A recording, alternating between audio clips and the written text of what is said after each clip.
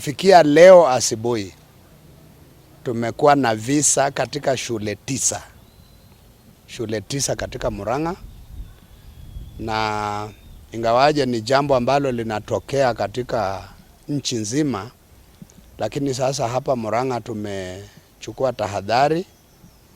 Kwanza kabisa nimeitisha kila deputy county commissioner wote 9 waanzishe a multi-agency team ya kushughulikia utovu wa nidhamu na mikasa ya mioto kwa shule.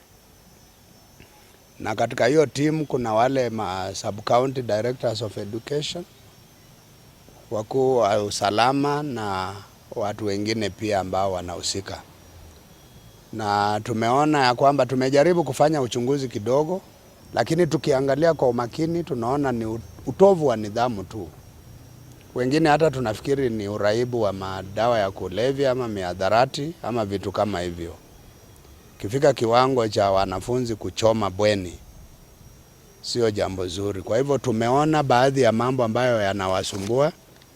Tumeona mambo kama hiyo tight schedule ambao wanasema, wengine wanasema wanahitaji half term, wengine wanasema wapewe muda wa kufanya michezo na mambo mengine ambayo ni kando na masomo. Na pia tumeona ya kwamba walimu wakuu wamakinike. Walimu wakuu wamakinike. Tumewaomba watujulishe kupitia kwa zile multi-agency teams kwa kila sub-county.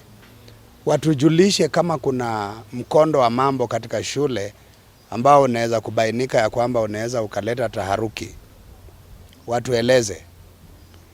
Na tumesema ya kwamba kama kutakuwa na kisa kwa shule na mwalimu mkuu hata hajatujulisha mambo ambayo yamekuwa yakiendelea kwa hiyo shule, nafikiri tukianza uchunguzi tunaanza na huyo mwalimu mkuu.